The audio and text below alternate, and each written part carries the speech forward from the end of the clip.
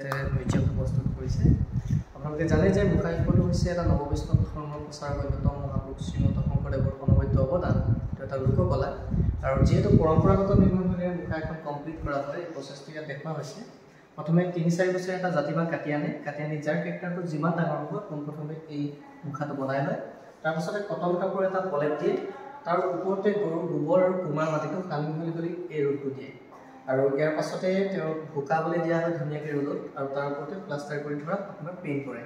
আৰু এইটো কয় কুহিলা খুব দৰঠাইত গজে আজিকালি এইটো পাবলৈ খুব জটিল হয় সেইহেতুকে থাৰ্মোকলটো ইউজ কৰে মৌচা এইবিলাক চেভ দিবৰ কাৰণে আৰু মৰাপাতৰ পৰা চুলিবিলাক প্ৰস্তুত কৰা হয় আৰু মেইনলি মাছ বুলি ক'লে 3 টাইপছ অফ মাছ 3টা প্ৰকাৰ থাকে এটা কৈ মুখা অকল মানে ফেচটো থাকে যেনেকৈ এইটো বিষ্ণু মোহিনী ৰূপটো এইটো মুখা ঠিক তেনেকৈ আপোনাৰ যিখিনি বিগ চাইজৰ হয় 10-12 মানুহ এজন সোমাই লৈ পৰিৱেশন কৰে সেইখিনি কৈ চুমুখা যেনে আমি মৎস্যবতাৰৰ কথা ক'ব পাৰোঁ বা দশভুজা ৰাৱণৰ কথা ক'ব পাৰোঁ আৰু এটা কৈ লুটু কৰি মুখা গালতো থাকে সেইবাবো থাকে চুটি হয় যেনেকৈ আমাৰ এয়া পুতনা কংকৰা চমৰাই কবি ঠিক তেনেকৈ আপোনাৰ আকাশৰ ৰজা তাৰ পাবা তাৰ পাতি এইটো হৈছে আমাৰ নৰসিংহ বিষ্ণুৰ দশাৱতাৰৰ যিটো শ্ৰীলিংগ অৱতাৰ সেইটো দেখুওৱা হৈছে আৰু এই ৰূপটো ধাৰণ কৰি হিৰণ্যকশিপুৰ নকৰা বিদায় নিজৰ ৰূপ পেলাই বাস কৰিছিলে ঠিক তেনেকৈ এয়া হৈছে ৰামায়ণৰ কাহিনী জাম্বুৱান বা জাম্বুৱন্ত এওঁ ৰামৰ প্ৰধান ভকত আছিলে জাম্বুৱন্ত হৈছে বিয়েৰ শ্ৰীকৃষ্ণৰ লগত 28 ডেজ এটা মন্দিৰ কাৰণে ফাইট কৰিছিলে শ্যামন্ত ভূমি পাছত শ্ৰীকৃষ্ণ যেন জগতৰ ঈশ্বৰ এই কথা গম পাই এওঁ যে জামন্তীক শ্ৰীকৃষ্ণলৈ বিয়া দি দিছিলে ঠিক তেনেকৈ এয়া ভক্তপ্ৰাণ প্ৰহ্লাদ হিৰণ্যকশিপুৰৰ পুতেক এয়া হৈছে সূৰ্য দেৱতা ঠিক তেনেকৈ এয়া হৈছে আপোনাৰ ধেনুকাসুৰ কংসৰ ৰাজকুমাৰৰ সেনাপতি আছিলে শ্ৰীকৃষ্ণক মাৰিবৰ কাৰণে ধেনুকাসুৰ নিৰ্দেশ দিছিলে অৱশেষত শ্ৰীকৃষ্ণৰ হাততে ধেনুকাসুৰ মৃত্যু হৈছিলে তো সেয়া তেনেকৈ 6 মাহ খাই 6 মাহ আমাৰ কুম্ভকৰ্ণক দেখুৱাইছে তাৰপৰা এয়া হৈছে মোহিনী ইয়াৰ যিটো মেইন কেৰেক্টাৰ মোহিনীৰ মেইন কেৰেক্টাৰটো হৈছে নাৰী যে সৃষ্টিবাধাৰ বা ধ্বংসবাধাৰ নাৰীয়ে যে এটা জাতি গঢ়ে সেইটোকে বিষ্ণু শিৱক স্পষ্ট ৰূপত দেখাব বিচাৰিছিলে শিৱই কৈছিলে পৃথিৱীত এনেকুৱা কোনো বিশ্ব সুন্দৰী নাই যিয়ে নেকি মানে মোক মুখিব পাৰিব অৱশেষত ইমান ধুনীয়া ৰূপটো ল'লে মানে শিৱৰ উলংঘ দেখায়ো মানে এটা দুখ হ'ব লগা পৰিৱেশ সৃষ্টি হৈছিলে তাৰপৰা ইয়াৰ পুতলা আৰু মুখাৰাজ হয় এই আটাইখিনি যদিও মুখাশিল্পৰ কাৰণে মাজুলী চামগুৰি সত্ৰ ফেমাছ এই আটাইখিনি ইয়াতে কৰিছে আমাৰ শিৱসাগৰৰ আৰ্টিষ্ট সুজিত বৰুৱা শিৱসাগৰৰ মুখাশিল্পৰ দিশত আগবঢ়াই দিয়াৰ ক্ষেত্ৰত যথেষ্ট মানে গুৰুত্বপূৰ্ণ ভূমিকা গ্ৰহণ কৰি আহিছে এখেতৰ ঘৰটো আপোনাৰ মেবিলত বৰ্ণপতি আৰ্টিষ্ট প্লেচ এখন চালপিৰাতে বহি আহোম ৰজাই ভাত খাবৰ কাৰণে ব্যৱহাৰ কৰিছিলে ইয়াৰ যিটো পেইন দেখিছে কুৰাৰ এইটো হৈছে নেচাৰেল পেইন আপোনাৰ হেঙুল ঘাইতাল শিলৰ পৰা পেইনটো প্ৰস্তুত কৰা হয় এখন ভাজি গ'লেও পেইনটো দীৰ্ঘদিনীয়া হয় এইটো আপোনাৰ নদিয়া বুলি কয় কঁঠাল কাঠৰ একেটা কাঠতে কুন্দাতে মানে কাটে একজন আৰু এইটো হাত ধুবৰ কাৰণে ব্যৱহাৰ কৰিছিলে আৰু যদি এইটো হাত ধুবৰ কাৰণে ব্যৱহাৰ কৰে ভাত খাব ইয়াতকৈ ডাঙৰ হয় আৰু এইবিলাক তেনেকৈ আপোনাৰ নৰিয়াল দেখুওৱা হৈছে এইটো আপোনাৰ গৰু গাখীৰ ম'হৰ গাখীৰ খীৰাবৰ কাৰণে এটা সময়ত ব্যৱহাৰ কৰিছিলে আৰু এইটো বেম্বৰ পৰা বনোৱা হয় আৰু এনেকুৱা বক্সবিলাকতে মানে আগতে সাঁচি গছৰ যিবিলাক বাকলিজ বাকলি পুথিবিলাক ইয়াতে মানে বেয়া নহ'বৰ কাৰণে ভয় ৰাখে তাৰপৰা এখন তেতিয়া মেজাৰমেণ্ট এটা ৱেইট কৰা এটা সৰু ব্যৱস্থা আৰু তোলা চালনী তাৰপৰা ঠিক তেনেকৈ আপোনাৰ এইটো আপোনাৰ নেচাৰেল পেইন হেঙুল ঘাইতাল কাঠৰ শৰাইখন দেখুওৱা হৈছে আৰু চেৰিকালচাৰ যি কেটাৰপিলাৰ সেইবিলাক ইয়াতে ৰাখিবৰ কাৰণে এইখন ব্যৱহাৰ কৰে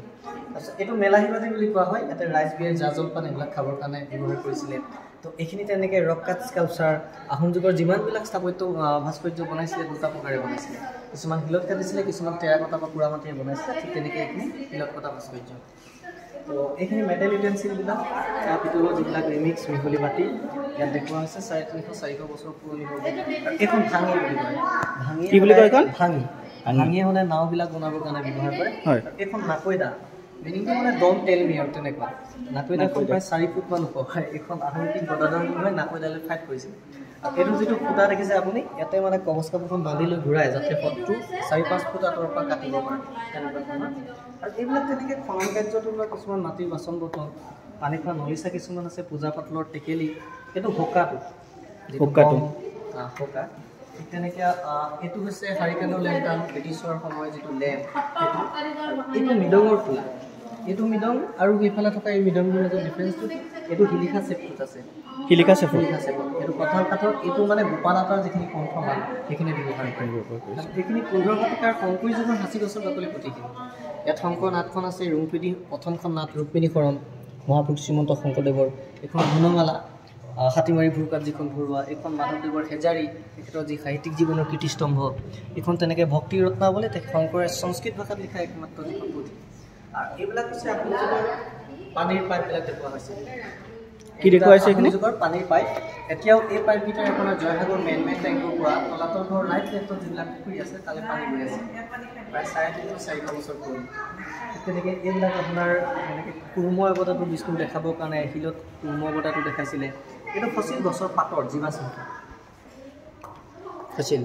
ঠিক নাই, এইখিনি ৰক কাট স্কাল্পচাৰ। এইটো নেচাৰেল এলিমেণ্টৰ পৰা যিটো চিমেণ্ট বনায়, এনেকুৱা কৰালৰ বৃহৎ বৃহৎ গাঁত খানে, তাতে শাক, বৰা চাউল, মাটিমাহ, গুড়, শিলিখা, শিলচুন, শামুকচুন 25-30 দিনমান গেলায়। গেলোৱাৰ পাছত কেলছিয়াম কাৰ্বনটো ৰাসায়নিক বিজ্ঞানটো বস্তুটো প্ৰস্তুত হয়। আৰু এইকেইটা চিমেণ্টৰ মানে কৰালৰ ব্যৱহাৰ কৰি ৰংঘৰ, তলাতল ঘৰ, এইবিলাক তেওঁলোকে বনাইছিলে। ঠিক তেনেকৈ এই লোৱা কৰ্টো, য'ত ক'লা কচু বেছি উৎপাদন হয়, তাতে মানে লোৱা কৰ্টো পোৱা যায়। ক'লা কি কৈছিলে? ক'লা কচুটো, কচু যিটো মানে অত্যাধিক যি ঠাইত পোৱা যায়, সেই ঠাইত লোৱা কৰ্টো পোৱা যায়। আৰু এইবিলাক বস্তু তেওঁলোকে সোণাৰী যিখন তিৰু পাহাৰ তাত কৰিছিলে। আৰু এই বস্তুটো পগাই মানে লোৱা কৰ্টো পগাই বৰটো লৈ যিবিলাক প্ৰস্তুত কৰে। তাৰপৰা এইখিনি আৰু চৰ্ট যিবিলাক দুখীয়াখিনি বৰ্ষালৈ গদাধৰ সিংহে আপোনাৰ খিনিজিক ইফালে পৰা ইফালে ভৰাই দিছিলে। সেইখিনি এনেকুৱাকৈ বনাইছিলে, কাটিবও পাৰে, ভৰাব পাৰে, বঠাও মাৰিব পাৰে, কৌশলগত মানে। আৰু এইটো হৈছে আহোম যুগৰ যিটো ৰাইফলছ, পানী শিলৰ বুলি কয়। এইফালে খাৰবিলাক ভৰাই নিয়ে, এইফালে ফুটা থাকে, ইয়াতে কলিতা কৰে, তাত দি বস্তুটো ব্লাষ্ট কৰে। অচৰিখিনি এইটো মানে কান্ধত লৈ যায়, কান্ধত লৈ গৈছিলে ন? এইটো মোগলৰ বুলেটটো বৰটোপত ভৰাই যিটো ফায়াৰিং কৰিছে। তো এইখন তেনেকৈ নাকৈদাখন আমি তাতে দেখিছিলোঁ, ইয়াৰ সম্পূৰ্ণ চেটটো এইটো নাকৈদাৰ। এখন সোণৰ পানীত চোৱাই লোৱা হয়, পলেপটো লাগি আছে। কি লাগি আছিলে? সোণৰ পানীত এখন যোনবিলাক মুহূৰ্তত চোৱাই লোৱা হয়, পলেপটো লাগি আছে সোণৰ। এই ফুটাটোতে মানে কপোখন বান্ধি লৈ ঘূৰাই দিয়ে। এইখন বেকাবিলাক হৈছে মোগলৰ টেগা বুলি কয়। টেগাটো হৈছে মোগলৰ এটা ফৈ। এইখন আহোমৰ গাত, আহোমৰ ঘৰত গাত লাগি থাকে। এইখিনি শিঙিটা এটাকে বনাইছিলে, একবাৰ হিমালয়ৰ ঘৰত সমাজে ওলাই নাই। তাৰপৰা এইখিনি আপোনাৰ যিখিনি টেৰাকটা ক'লোঁ মই, পুৰামাটি ভাস্কৰ্য এইবিলাক ইটা, এইখিনি আপোনাৰ ৰিলিফ স্কাল্পচাৰ বুলি কয়। পাতটো চেপ দি বনায়। শিৱদৌলটো যদি চাই আপুনি ষ্টাৰফুট ডিজাইনত দেখিব, বৰদহিয়াত। ডেভিডলটো যদি চাই জিকা হিয়াত দেখিব ভেজিটেবলছ। এইকেইটা চেপত যদি বনায়, নেচাৰেল ডিজাষ্টাৰে মানে প্ৰত্যক্ষভাৱে মনুমেণ্টটো গিৰাব নোৱাৰে, তেতিয়াৰ টেকন'লজিটো। সেইটো কাৰণে যি ষ্টেম হৈ আছে এইখিনি বুলেটবিলাক এইবিলাক ডাঙৰ ডাঙৰবিলাক বৰটোপত ভৰাই ফায়াৰিং কৰে, সেইখিনি বেল বুলি কয়। এইবিলাক সৰু সৰুবিলাক তেনেকৈ শিলৈ এইবিলাক গোটেইখিনি বুলেট ন? এইখিনি বুলেট তেনেকৈ আপোনাৰ স্বাধীন ভাৰতৰ প্ৰথমটো এটকীয়াৰ পৰা দেখাই গৈছে ইয়াত। ৰিপাব্লিক ইণ্ডিয়াৰ প্ৰথমটো যিটো এটকীয়া পইচা, অশোকৰ যিটো লায়ন চিম্বল ডেপিক্ট কৰিছিলে, যদিও 47 বনাইছিলে, দেশ স্বাধীন হৈছে, গতিকে এইখিনি ব্ৰিটিছৰ মেচিনতে তেওঁলোকে প্ৰস্তুত কৰিছিলে। এইটো ফুটা কৰি এটা যিটো হাতত নাই বুলি কয় আমাৰ মানুহবিলাকে, ফুটা কৰিটো যোনটো হাতত নাই, ফুটা কৰি সেইটো ফুটা কৰি। আৰু আগৰ এটকাটো ডাঙৰ আছিলে, ধৰক 1 টকা বনাবৰ কাৰণে প্ৰায় 2-3 টকাৰ খৰচ কৰিব লাগে। মেটেলছৰ যিটো ৰিক্স, সেইটো কাৰণে বস্তুটো চাইজ সৰু কৰি দিয়ে। তো এইবিলাক তেনেকৈ 2 টকাখিনি ইয়াতে হেৰি কৰা আছে। এইটো 20 টকা 22 চনত এবাৰে ওলালে, প্ৰডাকশ্যনটো বন্ধ কৰি পেলালে। ঠিক তেনেকৈ 50 পইচাটো প্ৰথম 1/2 ৰূপত দেখুৱাইছিলে, তাতে তেনেকৈ আপোনাৰ 25 পইচাটো 1/4 ৰূপত দেখাইছিলে। এনেকৈ আপোনাৰ গোটেইখিনি 20 পইচা, 10 পইচা, 1 পইচালৈকে দেখাইছে। এইখিনি ৰজাদিনীয়া, আহোম ৰজাদিনীয়া rare coin. Ahom king silver coins আছে, এইটো আহোম কিং প্ৰমত্ত সিংহৰ দিনৰ ৰূপৰ মুদ্ৰা। তাৰপৰা এইটো তেনেকৈ ৰাজেশ্বৰ সিংহৰ দিনৰ ৰূপৰ মুদ্ৰা। এইখিনি আকৌ অশোকৰ দিনৰ মৌৰ্য যুগৰ এইখিনি। ঠিক তেনেকৈ এইটো গ'ল্ডৰ হয়, মাৰাঠাসকলৰ ফানাম কয়। আৰু এইবিলাক আপোনাৰ মোগলৰ, এইখিনি মোগলৰ গোটেইখিনি ন? অক্টাগনেল চেপত যিখিনি আছে আহোমৰ ৰূপৰ মুদ্ৰাৰ। তেনেকৈ এইফালে ফটো গেলাৰী এটা কৰিছে, ৰংপুৰ নগৰৰ গোটেই মনুমেণ্টবিলাক তলাতল ঘৰটো দেখুৱাইছে প্ৰথম অৱস্থাত যেনেকুৱা আছিলে। আহোম যুগত যিমানবিলাক স্থাপত্য বনাইছিলে, সেইবিলাকৰ ভিতৰত এই তলাতল ঘৰটোৱে নৱবৃহৎ আৰু ভয়ানক আছিলে। আৰু ইয়াত সোমাবৰ কাৰণে 3কোণে দুৱাৰ আছিলে। গড়গাঁৱৰ ফালৰ পৰা আহিলে এখন পানী দুৱাৰ, এইখন ক'ৰ পৰা? গড়গাঁৱৰ ফালৰ পৰা আহিলে পানী দুৱাৰ। সেইফালে যেতিয়া আপোনাৰ মহিলাখিনি অহা যোৱা কৰিব পাৰিছিলে, এইখন বৰ দুৱাৰ। ৰয়েল ফেমিলিখিনি যায়, তেওঁলোকে উচ্চপদস্থ বিষয়াসকল, বৰগোহাঁই, বুঢ়াগোহাঁই, বৰপাত্ৰ এইবিলাক অহা যোৱা কৰিব পাৰিছিলে। ৰংঘৰ ফালৰ পৰা আহিলে আপুনি এখন পানী দুৱাৰ, এইফালে তেওঁলোকৰ গেষ্টসকল অহা যোৱা কৰিব পাৰিছিলে। এইখন তেতিয়া এখন চাইকেটিক দৌৰ আছিলে, মন বচা দুৱাৰ। মানুহজন শক্ত হ'বনে মৃত্যু হ'ব, কেনেকুৱা প্ৰকৃতিৰ হ'ব, চাইহে তেখেতক মৃত্যুলৈ যাব ঠিক তেনেকৈ এই পাৰ্টিতে গোটেই প্ৰশাসনিক কাম কাজবিলাক চলিছিলে। এখন ৰয়েল কোৰ্টখন, এখনতে ন্যায়দাসকলৰ বিচাৰ চৰা কৰে, ন্যায়দাসকলৰ তেতিয়া জুডিচিয়েল চিফ জাষ্টিছ। আৰু এই তলখন হৈছে জেইলখন, কোটাশালখন। আৰু এইটো মেকুৰীঘৰ বুলি কয় ব্ৰঞ্জী মতে, ব্লেক পেন্থা, তাতে চবতে কোবাই দেখি মানে কোটাশালে পঠিয়াই দিয়ে। ঠিক তেনেকৈ এইটো হৈছে জুংগড়, প্ৰায় 15-20 ফুটমান ওখ আছিলে। ইয়াত সোমাবৰ কাৰণে 3টা প্ৰকাণ্ড ঘৰে আৱৰি আছিলে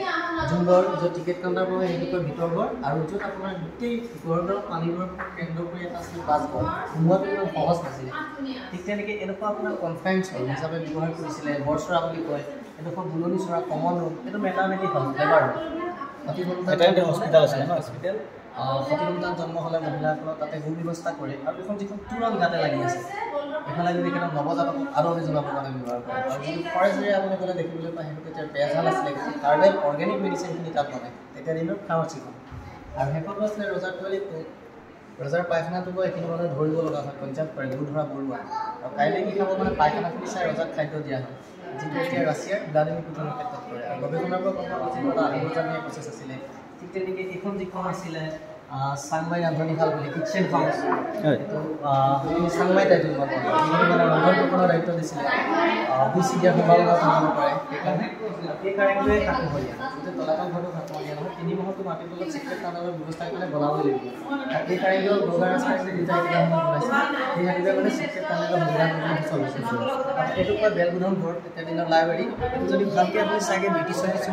দিনৰ কিছুমান ইটা দেখিবলৈ পাব মানে কথাটো হ'ল কি ইয়াত যেতিয়া ব্ৰিটিছে লুটিছিলে তেতিয়াহ'লে তেওঁলোকে নিজস্ব ইটাৰে তেওঁ মানে সেই বস্তুটো ৰিপেয়াৰিং কৰিছিল কাৰণ এইটো হৈছে বৌদ্ধৰ মন্দিৰ যদিও শিৱ টেকুলডাল লগা শিৱ মন্দিৰ বনাই থৈছে প্ৰকৃততে এইটো বৌদ্ধৰহে মন্দিৰ হয় মানে এইটো অক্টাগনেল চেপত আছে কোনটো সদায় হৈছে বৌদ্ধ ধৰ্মৰ এটা শুভগণনাৰ প্ৰতীক যিটো চাইনিজ লেংগুৱেজত ইয়াং বুলি কয় আৰু সেইটোকে মানে টাইমলীয় যিখিনি মানুহ চুকাফাৰ লগত আহিছিলে সেইখিনিয়ে মানে বুদ্ধকো আৰাধনা কৰিছিলে আচলটো মানে বুদ্ধৰ এটা শুভগণনা প্ৰতীক ঠিক তেনেকৈ আটাইবিলাক প্ৰশাসন দলটো চলাবৰ কাৰণে সুব্যৱস্থা কৰি লৈছিলে প্ৰথমে হয়তো বাছ বা আৰু হেৰিয়ে বনাইছিলে কাঠেৰে ৰুদ্ৰ সিংহই 769 to 714 ভিতৰত পাছত ৰাজস্ব সিংহই 765 কথা কৈ পেলালে বা ঠিক তেনেকৈ এইটো আপোনাৰ মেইন আৰ্কিটেক্ট ঘনশ্যামুদ্দিনৰ 13 টকা বৃত্ত বুলি দেখাইছে মানে গোলকচাইনৰ পৰা 1714 চনলৈকে ৰংপুৰ ৰুদ্ৰসিংহই ৰাজত্ব কৰিছিলে নগাঁৱৰ ৰাজধানী আছিল গোলকচাই নহয় আজি ৰুদ্ৰসিংহই গোটেই ৰংপুৰ নগৰখনক মানে সুন্দৰকৈ ইটাৰে সজাব বিচাৰিছিলে তেতিয়া যিহেতু ইটাৰ কাম জনা মানুহ নাছিলে তেতিয়া কোচবিহাৰৰ পৰা বাঙালী মুছলমান ঘনশ্যামুদ্দিনক মেইন আৰ্কিটেক্ট হিচাপে লৈ আহিছিলে আৰু আহিয়ে তেখেতে গোটেই ৰংপুৰ নগৰৰ মনুমেণ্টবিলাক ডিজাইন কৰিছিল আৰু এক্সিডেণ্ট তেওঁ কি কৰিলে গোটেই মনুমেণ্টবিলাক কমপ্লিট হোৱাৰ পাছত এখন মেপ আকাৰে গোটেই মনুমেণ্টবিলাকৰ ডিজাইন বজাৰখনৰ বিৱৰণ লৈ গৈছিল হয়তো সেইখন মেপ তেওঁ মনুমেণ্টবিলাক বনাবলৈ ড্ৰয়িং কৰা হ'ব পাৰে খালি ৰজাই গ'ল ৰজাই কণ্টেক্ট কৰিলে কি তুমি এই মেপটো গুগলত বিভিন্ন বজাব চেষ্টা কৰিছা সেইটো সময়ত তেখেতক বন্দী কৰিছিল যদি তেখেতক ইয়াতে বন্দী কৰি থৈছিল ইয়াতে এই ঠাইডোখৰতে বন্দী কৰিছিল আৰু তেখেতক যদিও বন্দী কৰিছিলে তলাতল কোঠালৈ দিয়া নাছিলে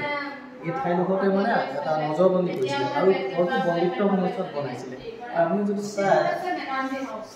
এইটো ঘনশ্যামুদ্দিনৰ অট'বায়োগ্ৰাফি বুলি ক'ব পাৰি আত্মজীৱনী কেনেকৈ হয় এই দৌৰবিলাক চোৱা যদি ইছলামিক আৰ্কিটেক্সাৰ হয় মছজিদৰ যিটো আৰু এইবোৰ হিন্দুৰ বিভিন্ন দেৱ দেৱতাৰ ভাস্কৰ্য আছে ৰামায়ণৰ কাহিনীৰে বান্দৰে হাতু বন্ধা দৃশ্য এটা ডেপিক হৈ আছে এই ফ্ল'ৰেল মটিভ কালচাৰবিলাক অসমীয়া আহি পিনে যিটো তাত কাপোৰত বুটান তোলে সেইটো সমন্বয়টো যে তেওঁৰ জীৱনত ঘটিছিলে এইবিলাকৰ পৰা ফুটি উঠে এইফালে আপোনাৰ মোগল এম্পায়াৰৰ শ্বাহজাহানৰ এটা স্কালচাৰ দেখিব এইটো দেখুৱাব পৰা নাই মনুমেণ্টটো সেইটোৰ পৰা গম পাইছোঁ যে তেওঁ যিহেতু প্ৰথম ইছলামিক আছিলে গতিকে তেওঁ সেই স্কালচাৰটোৰ জৰিয়তে আগ্ৰহটো জীৱনটো প্ৰতিনিধিত্ব কৰিছে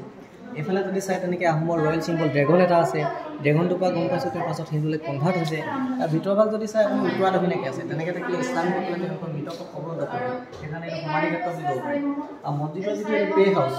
এইটো ভিতৰৰ ভাগত দেখিব এইটো আমি মছজিদৰ পে হাউচ বুলি ক'ব পাৰোঁ পাথৰ নহ'লে মানে এইটো চব হয় ঘনশ্যামুদ্দিনৰ এইটো তোমাৰ পৰিচয়টো দি দিয়া এবাৰ নমস্কাৰ মোৰ নাম শ্ৰী মৃগান্ত গগৈ মোৰ ঘৰ আম্বেদ উত্তৰত আৰু মই ইয়াতে স্বৰ্গদেউ ৰুদ্ৰ সিংহ পাৰ্কত টুৰিষ্ট গাইড হিচাপে কৰ্মৰত হৈ আছোঁ কেতিয়া স্থাপন কৰা হ'ল এইখন আমাৰ এই মিউজিয়ামটো 10 জানুৱাৰী তাৰিখে 2023 চনৰ লঞ্চ কৰিছে বেছিদিন হোৱা নাই 2-3 মাহত কৰি দিছে আৰু মানুহৰ যিটো ৰেছপন্সটো কেনেকুৱা পাইছে তুমি ভালেই পাইছে আৰু আৰম্ভণি হৈছে যিহেতু গোটেই অসমবাসীৰ লগতে আমি সমগ্ৰ মানুহবিলাকক ধৰা তেওঁলোকক আমাৰ এই মিউজিয়ামলৈ আহিবৰ কাৰণে ইয়াত আহোম ৰজাদিনীয়া যে আহোম ডাইনেষ্টিৰ যিবিলাক আপুৰুগীয়া সম্পদ এইসমূহৰ লগতে আপোনাৰ কালচাৰেল মিচিংসকলৰ কমিউনিটি ফক ডান্স টাই আহোমৰ যি ফক ডান্স বিহু সংস্কৃতি দেখুৱাবৰ কাৰণে বা এভৰি টাইম চলাই থাকিবৰ এটা প্লেটফৰ্ম মানে ইয়াত প্ৰস্তুত কৰা হৈছে তো আপোনালোকো আহিব ৰুদ্ৰ সিংহ আপোনালোকে জানেই আহোম ডাইনেষ্টিৰ সৰ্বশ্ৰেষ্ঠ ৰজা হিচাপে মনা যায় আৰু তেখেতৰ নামতেই এই পাৰ্কখন প্ৰস্তুত কৰি তোলা হৈছে আৰু মই জয়সাগৰ বৰপুখুৰী পাৰতে অৱস্থিত এই পাৰ্কখন আটক ধুনীয়াকৈ বৰ্তমান বজাই থকা হৈছে এই পাৰ্কখন মানে আপোনাৰ তোমাৰ নিয়াৰেষ্ট ক'ৰ প্লেচটো সেইখিনি তুমি এবাৰ কৈ দিয়া ডিচাইড বাই জয়সাগৰ মেন পইণ্ট আৰু আপোনালোকে জানে চ' বাই হিজ ইন দিছ পাৰ্ক আৰু থেংক ইউ ছ' মাছ